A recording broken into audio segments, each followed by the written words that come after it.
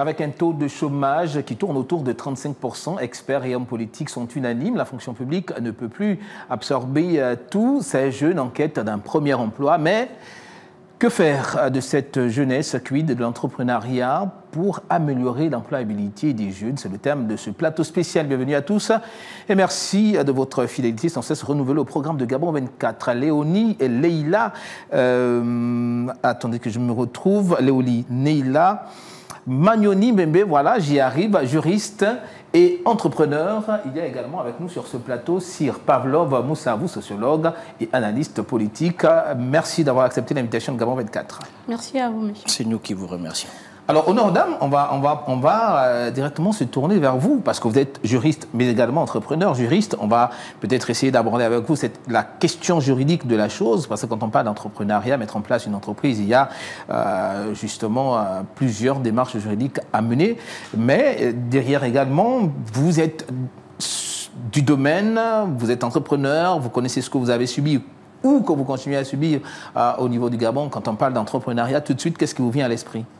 Difficulté. D'accord. Voilà. C'est le premier terme qui me vient à l'esprit quand on parle d'entrepreneuriat. Vous avez très bien planté le décor, mais avant de continuer de mon argumentaire, permettez-moi encore de réitérer mes remerciements à vous et à la chaîne pour l'invitation. C'est un thème d'actualité. La fonction publique, les organismes privés et les organismes affiliés ne peuvent plus aujourd'hui répondre aux centaines d'étudiants qui sortent de nos universités et écoles, comment répondre aux besoins d'employabilité, on se tourne vers l'entrepreneuriat. Mais la vérité, c'est que tout le monde ne peut pas entreprendre. Et que le secteur de l'entrepreneuriat, c'est un secteur très difficile qu'il faut comprendre avant de se lancer. Donc moi, en tant qu'entrepreneur, et vous m'avez posé cette question, à quoi je pense? Je pense à la difficulté que c'est d'être un entrepreneur. Mais avant de rentrer dans le vif du sujet, essayons de définir les notions. D'accord, allez-y. Pour le côté pédagogique de cette émission. L'entrepreneuriat, c'est l'action de créer, mais de développer une entreprise dans un objectif et un but précis. Un exemple pratique, un jeune de Sindara constate qu'à Sindara, il n'y a pas d'électricité. Il entreprend de vendre du gasoil pour répondre à l'approvisionnement de gasoil chez les ménages.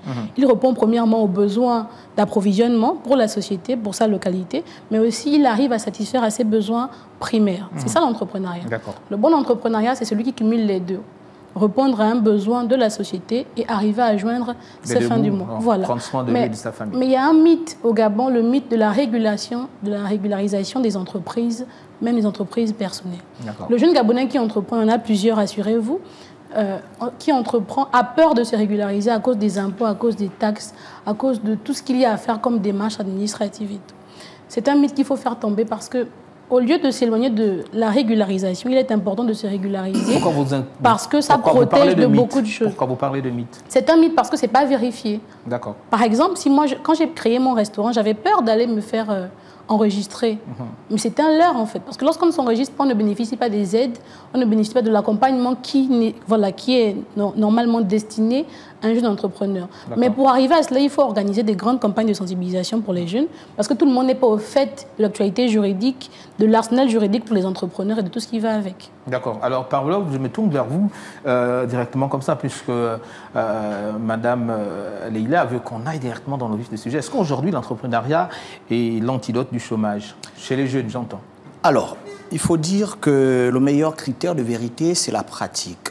J'interviens certes sur ce plateau en tant que sociologue, mais il faut aussi dire que je suis promoteur d'une initiative appelée Gabon Vert et Beau, qui fait essentiellement dans l'entretien des espaces verts. Effectivement, je suis tout à fait d'accord avec Madame ou Mamzelle Magnoni lorsqu'elle dit que le premier mot ou la première référence qui lui vient à l'esprit ici lorsqu'on parle de l'entrepreneuriat, c'est la difficulté. Voyez-vous, c'est un environnement qui est assez difficile. Pourquoi? Parce qu'effectivement, il y a plusieurs causes qui sont à l'origine de cette difficulté-là, qui n'est qu'une des conséquences, voyez-vous.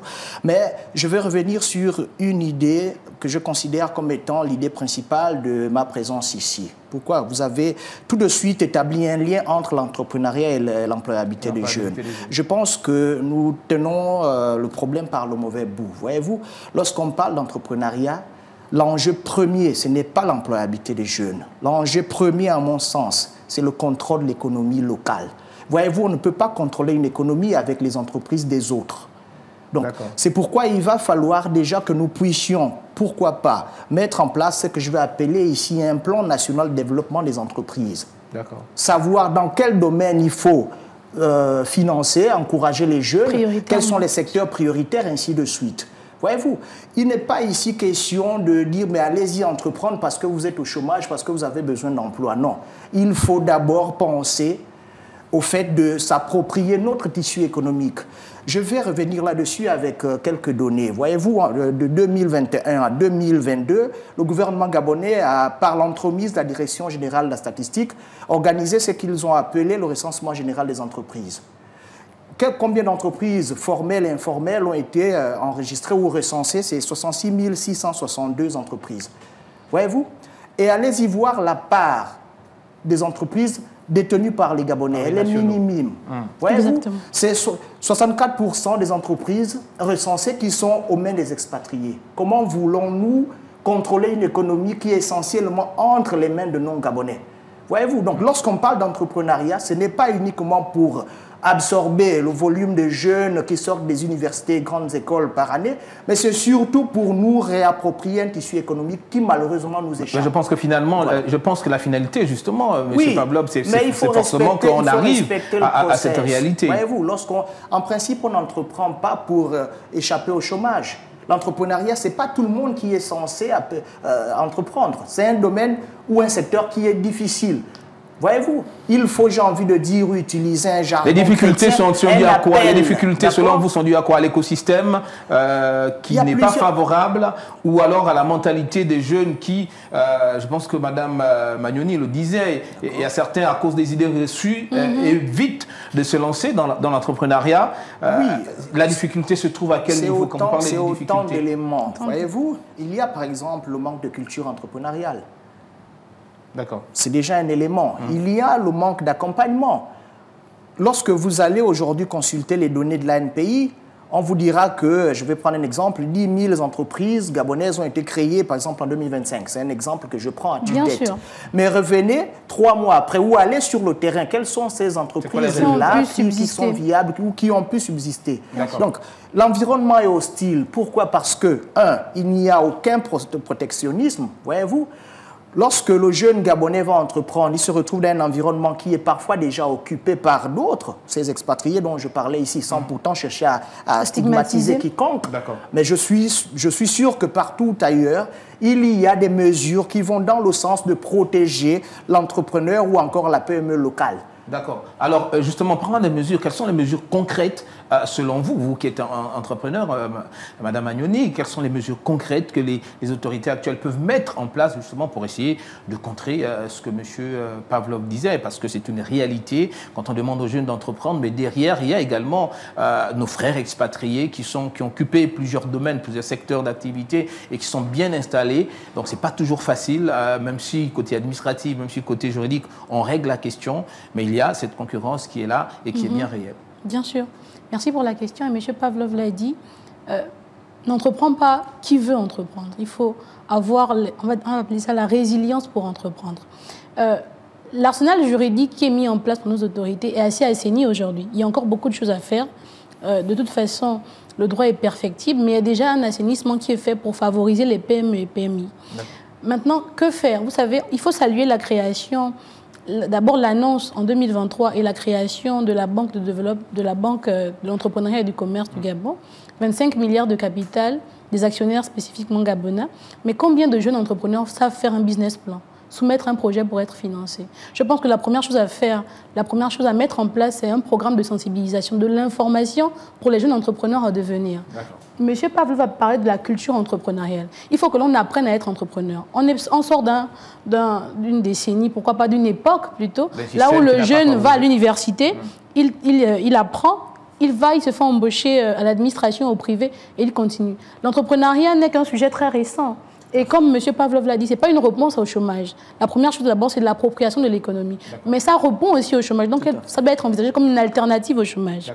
D'où le thème. Mais pour le faire, il faut d'abord être informé, être cultivé. Que le jeune apprenne d'abord comment être entrepreneur, pourquoi l'être pour que ça marche. Parce que 100 entreprises sont créées aujourd'hui, mais 2 mois, monsieur a été gentil, 3 mois c'est trop.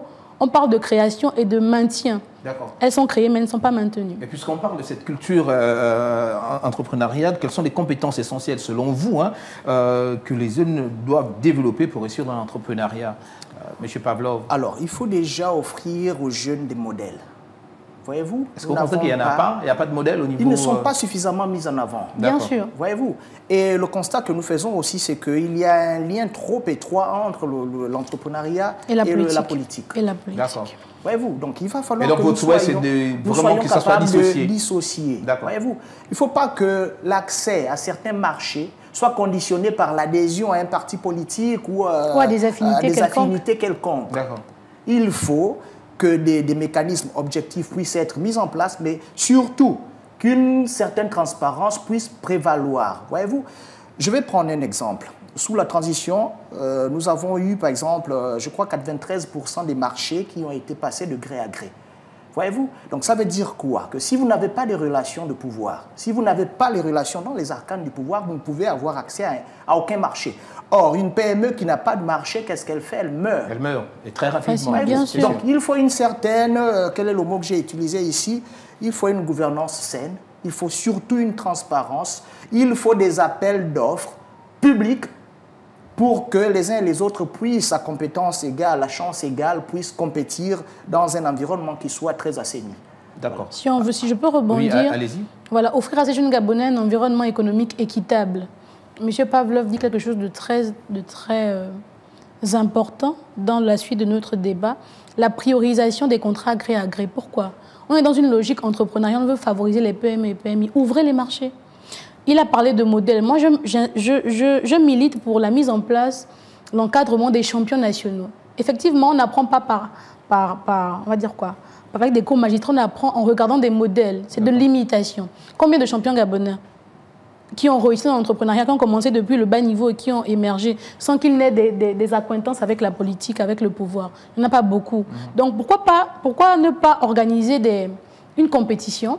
On va répertorier 20 jeunes Gabonais qui ont de vrais projets, on les finance, on les accompagne pour que demain, dans 10 ans, 20 ans, ils puissent devenir des exemples de notre nouvelle génération. C'est possible, mais ça part de la volonté politique. Est-ce que la politique a envie de le faire? Voilà la question. D'accord. Aujourd'hui, quels sont selon vous, quels sont les avantages pour un jeune de se lancer dans l'entrepreneuriat plutôt que de rechercher un emploi classique, traditionnel? Pour être entrepreneur, je ne vous coûte pas la parole, monsieur Pavlov. Allez-y, allez-y. L'indépendance est le premier bénéfice, bien sûr, parce que le monde du travail, c'est bien, être salarié, c'est bien, mais on n'est pas libre. C'est presque une routine qui devient perverse. On se lève le matin, on va au travail jusqu'à 15h, 16h, on rentre. On a le temps de jouer un peu avec les enfants, de dormir. Avec l'entrepreneuriat, on est indépendant. Ça, c'est le premier bénéfice. Deuxième bénéfice, on devient plus responsable. On gère soi-même ses propres gains. On devient plus responsable dans la gestion économique de notre entreprise. Voilà les deux grands bénéfices que je peux énoncer. Peut-être que Pavlov peut rebondir sur la question. Je vais quasiment abonder dans le même sens. Le premier facteur issu, du moins l'utilité lorsqu'on entreprend, c'est la liberté financière.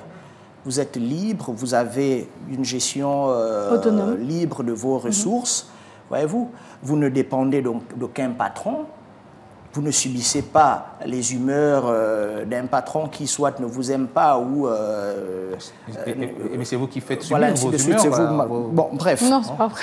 Ce que je vais dire ici, c'est que nous devons encourager les jeunes à entreprendre. D'accord. Non pas pour échapper au phénomène du chômage, mais plutôt pour faire en sorte que nous puissions nous réapproprier une économie qui est quasiment aux mains des expatriés.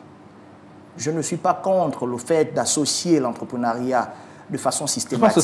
Je pense que c'est l'objectif des nouvelles autorités. Mais je me dis qu'il va falloir que nous puissions comprendre qu'il y a un enjeu au-dessus et qui est plus grand. D'accord. Pourquoi? Parce que pour répondre à la question de l'employabilité des jeunes, on peut faire intervenir ce qu'on appelle ici les AGR, les activités génératrices de revenus. Parfois, il y a une confusion qu'on fait entre le fait d'entreprendre et de créer des activités génératrices de revenus, mais je pense qu'il va falloir aussi que nous puissions apprendre à penser un peu plus grand. Lorsqu'on parle des champions, allons-y un peu voir le modèle nigérian qui a été impulsé sous Olusegun Obasanjo. Vous avez tous les secteurs prioritaires, tous les secteurs clés qui sont aux mains des Nigérians. Il y a certes les multinationales qui interviennent dans le domaine du pétrole, de l'alimentation, ainsi de suite, mais vous trouvez aussi des champions locaux qui ont été appuyés par le gouvernement et qui aujourd'hui, en pignon sur rue, sont des modèles. Nous parlons de Dangote, mais Dangote est le produit d'un système, d'un plan national de développement des entreprises qui a été bien pensé, ou du moins savamment pensé, sous Obasanjo. D'accord. Alors, Madame Agnoni, je me tourne vers vous, qui êtes entrepreneur, vous avez dit que vous avez un restaurant. Et, alors dites-nous, comment les entrepreneurs peuvent-ils s'entraider? Je pose la question parce qu'on regarde avec nos frères étrangers, ils ont cette facilité-là de tendre la main à ceux qui ne sont pas forcément encore bien assis dans le domaine ou même dans le pays. Alors au niveau des entrepreneurs, je vous pose la question parce que vous êtes un entrepreneur, est-ce qu'il y a cet élan de solidarité entre vous? Sinon, comment faire pour y arriver, pour installer justement cet élan de solidarité? On parle quand même d'une nationalité et de reprendre notre économie. Mais pour reprendre notre économie, il va falloir également que l'on soit solidaire. Bien sûr, tout part de la culture, comme monsieur l'a dit. Vouloir, c'est bien, mais le faire, donc mettre en place les mécanismes, c'est encore mieux. Et pour cela, il faut reconnaître quand l'État fait bien. Le projet Taxi Gab, c'est déjà un effort vers la nationalisation du secteur transport. Mais ce secteur-là, cette nationalisation peut se renforcer par la collaboration et la coopération entre les différents Taxi Gab, propriétaires de Taxi Gab. J'ai en souvenance une vidéo TikTok que j'avais suivie d'un monsieur qui avait dit: vous qui avez des taxis, vous mettez à 10, vous épargnez un montant, au bout d'un an, vous avez de quoi acheter d'autres taxis pour créer à vous-même une entreprise de transport en commun. Donc, il faut d'abord inculquer, comme monsieur l'a dit, on va dire quoi, cette fibre entrepreneuriale, cette mentalité. Alors, comment y arriver? Est-ce qu'il faut revoir le système éducatif? Est-ce que Bien sûr. Comment faut-il faire? Vous savez, dans un État comme le nôtre en développement, la première entité économique, c'est l'État. Le premier grand, on va dire quoi, opérateur de changement, c'est l'État. L'État doit donc accompagner, inculquer des notions, enseigner, instruire, pour que ça ne peut pas venir de nous-mêmes, parce qu'on n'a pas été habitué à ça. Et comme on sait que l'habitude est d'une seconde nature, il faut donc reformer les mentalités pour qu'on puisse maintenant aller vers la nouvelle félicité. Ben écoutez, la première richesse d'un pays, ce ne sont pas les ressources naturelles, ce sont les ressources humaines. Bien sûr. Il faut former, il faut informer. Il faut inculquer des valeurs. Voyez-vous, lorsqu'on parcourt, par exemple, elle a parlé de l'ANPI récemment, ils ont publié une liste des 10 communautés qui possèdent le plus d'entreprises au Gabon. Et en premier, vous avez qui? Les Maliens. Avec, j'ai le chiffre sous mes yeux, 3025 entreprises. Mais c'est une communauté, ou du moins c'est des gens qui vivent en communauté. Contrairement à nous qui sommes devenus extra-individualistes. Voyez-vous, eux, ils vivent en communauté. Ils développent des entreprises ensemble. Vous allez peut-être avoir un qui est là en train de gérer, mais allez y regarder derrière, c'est toute une communauté. Ils sont moins à 10. Est-ce qu'il faut que nous, on arrive également Mais il va falloir aussi que nous ayons le courage de copier chez les autres ce qui marche. Ce qui marche, bien sûr. Voyez-vous, les Chinois, c'est quasiment la même chose. Allez voir les communautés libanaises, c'est quasiment la même chose. Mais allons copier ce qui marche. Nous avons longtemps persévéré dans l'individualisme, mais les résultats sont là. Combien de Gabonais aujourd'hui ont fait chemin seul et ont réussi? Voyez-vous? D'ailleurs, les Saintes Écritures disent « deux valent mieux ». Oui, tout seul on va plus vite, à deux on va plus loin. Et il faut saluer certains Gabonais qui ont œuvré justement pour cette réappropriation du secteur économique, comme le conseiller Armel Mikala, qui s'est longtemps battu au marché pour justement que les Gabonais aient une place. Monsieur a dit quelque chose de fondamental. Le secteur économique est aux mains des étrangers, sans stigmatisation. Ce sont nos frères. Ce sont les chiffres qui parlent. La priorisation nationale, ce n'est pas un problème. Ça se fait partout, dans toutes les républiques qui se respectent. On priorise le transport, on priorise la restauration. C'est selon les besoins économiques du pays. Donc, il faut, outre le transport qui est en train d'être remis aux mains des Gabonais pour un monopole, essayons d'étendre ce genre d'initiative. Ce n'est que par cela qu'on peut arriver au but estimé. Vous avez posé une question. Quels sont les bénéfices pour un entrepreneur gabonais? On vous a cité l'indépendance financière, on vous a cité la stabilité également, mais il y a aussi la participation au développement de son pays. Les PME et les PMI contribuent beaucoup dans d'autres pays. Ça peut se faire au Gabon. Nous avons une petite population, mais la première richesse d'un pays, c'est la main-d'œuvre, c'est l'être humain. Donc cultivons les bonnes valeurs. D'accord. Alors, voilà. Pablo, vous qui êtes sociologue, quand vous regardez l'environnement social au niveau du Gabon, est-ce que c'est un environnement qui constitue un frein ou qui est un avantage justement dans l'entrepreneuriat? Ben, écoutez, partout il y a des besoins, il y a forcément un terrain facile pour l'entrepreneur, voyez-vous, ou un terrain propice à l'entrepreneuriat. Maintenant, c'est au niveau des profils, des mentalités. Et là, l'élément qui revient ici, c'est la culture. Il va falloir que nous puissions mettre un terme au mythe de la fonction publique. Pourquoi? Parce qu'aujourd'hui, qu'est-ce que nous constatons? Il y en a qui se lancent dans l'entrepreneuriat en attendant de recevoir un appel parce qu'ils ont déposé un dossier quelque part. Bien sûr. Or, allez-y voir un peu comment les autres agissent. Quand ils se lancent dans le domaine de l'entrepreneuriat, il a un objectif clair. Ça passe ou ça casse, permettez-moi cette expression-là, de vous l'emprunter, autant pour moi. Ça passe ou ça casse. Mais si vous avez quelqu'un qui a un pied dedans, un pied dehors, une alternative et pas comme qui attend que dans l'entrepreneuriat, on a un parachute à côté, juste au cas où. À la moindre petite difficulté, il va abandonner. Voyez-vous. Donc il faut une culture entrepreneuriale solide. Commençons par intégrer l'enseignement de l'entrepreneuriat. Pourquoi pas depuis le pré-primaire? Et mettons en avant les modèles, ceux qui ont réussi. La référence, par exemple, une des références qui me vient ici, c'est Hervé, Monsieur Hervé de Sauce Tartare. Voyez-vous, c'est quelqu'un qui a une histoire. Pourquoi? Parce qu'il est parti de petit vendeur à la sauvette au bord de la route. Et aujourd'hui, on voit ce que ça donne. Mais il y a plusieurs exemples dans ce pays-là, mais malheureusement, que nous ne mettons pas en avant. Pourquoi? Parce que nous avons fait des choix qui, malheureusement, permettez-moi la tautologie, ne vont pas dans le sens d'emmener les Gabonais à comprendre que c'est par l'entrepreneuriat, d'accord, que nous allons avoir des réponses concrètes pour résorber la question du chômage, le taux de pauvreté qui est sans cesse le développement économique du pays. Développement économique, ainsi de suite. Et on a parlé des bénéfices de l'entrepreneuriat, on n'a pas parlé de ce qu'il faut pour entreprendre. Et je pense que l'une des plus grandes... Justement, en parlant de compétences, quelles sont les compétences nécessaires justement pour que les jeunes doivent avoir pour y arriver ou non, pour réussir? La première chose, je pense que c'est la résilience. D'accord. Voilà, M. Léopold a dit quelque chose de fondamental. On commence parce qu'on sait qu'on commence, mais on n'est pas à l'intérieur à fond parce qu'on atteint un appel de la fonction publique. C'est la résilience. Se dire que ça doit forcément marcher. Je mets toute mon énergie dans cette affaire pour que ça marche. Gardez que le plan A. Et sincèrement, lorsqu'on a réussi dans l'entrepreneuriat, on n'en vit pas un ministre, on n'en vit pas un fonctionnaire, on n'en vit personne en fait. Non seulement on a cette indépendance-là, mais on a la capacité de répondre soi-même et on crée de l'emploi. Donc la première chose à avoir, c'est la résilience. D'accord. Une ferme volonté de réussir. Lorsqu'on a déjà cette ferme volonté de réussir, on peut arriver. Attention, lorsque le CTRI est arrivé, j'avais proposé dans un débat d'ajouter M pour que ça fasse cette rime, parce qu'il y a aussi les mentalités des Gabonais à refaire. On a beau avancer toutes ces solutions qu'on avance qui sont salvatrices, la première chose à faire, c'est le changement de mentalité. Les politiques peuvent être mises en place, l'assainissement juridique également effectif, mais tant que le Gabonais n'a pas changé de mentalité par rapport à la fonction publique et à tout ce qu'il y a autour, on ne va pas y arriver. Ça va quand même être difficile, hein. On a vu comme ça pendant plus de 50 ans. Pablo, oui. Tout n'est qu'une question de volonté politique. Je l'ai dit ici souvent et je vais le redire, c'est la transition qui est terminée et non la restauration. Et cette restauration-là, à mon sens, passe par la restauration des mentalités d'abord. Pourquoi? Et je l'ai dit, il n'y a pas de première ressource dans un pays que la ressource humaine.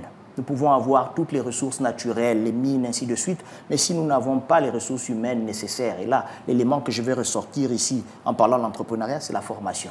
En plus, la résilience, des mentalités, il faut se former, il faut s'informer, aller vers. C'est ça. Voyez-vous? Nous sommes dans un monde qui devient de plus en plus compétitif, qui est dynamique. Aujourd'hui, les autres sont en train d'associer l'intelligence artificielle à leur activité, ainsi de suite. Si nous restons dans des schémas aussi archaïques et parfois dépassés, ben, nous prenons du retard. Et ça se verra sur la base de nos rendements. Donc il va falloir que les uns et les autres, ceux-là qui aspirent à devenir des entrepreneurs, puissent non seulement penser grand, mais surtout être toujours à l'affût de tout ce qui se fait comme formation, ainsi de suite. Voilà. D'accord, comme remise à niveau. Alors, nous sommes malheureusement 26 minutes, ça passe très vite, nous sommes arrivés au terme de ce plateau spécial. Mais avant, je vais vous donner l'occasion, 30 secondes, top chrono à chacun, de conclure. Qu'est-ce qu'il faut que l'on retienne finalement? Je souhaite que vous regardez votre caméra, que vous adressez aux décideurs, mais également aux jeunes. D'accord. Il est temps. C'est l'heure. L'avenir se pense aujourd'hui et pas demain. Tu as un projet. Tu peux réussir, il suffit d'avoir de la résilience, un bon projet et se lancer.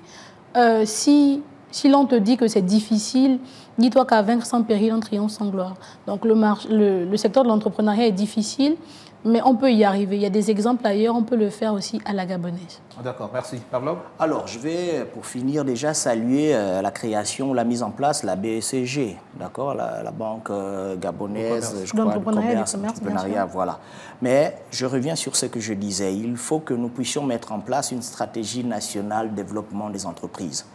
D'accord? Une fois que cette stratégie-là sera pensée, il va falloir maintenant que nous puissions cibler les domaines prioritaires dans lesquels il va falloir pousser ou investir sur des profils. Voilà.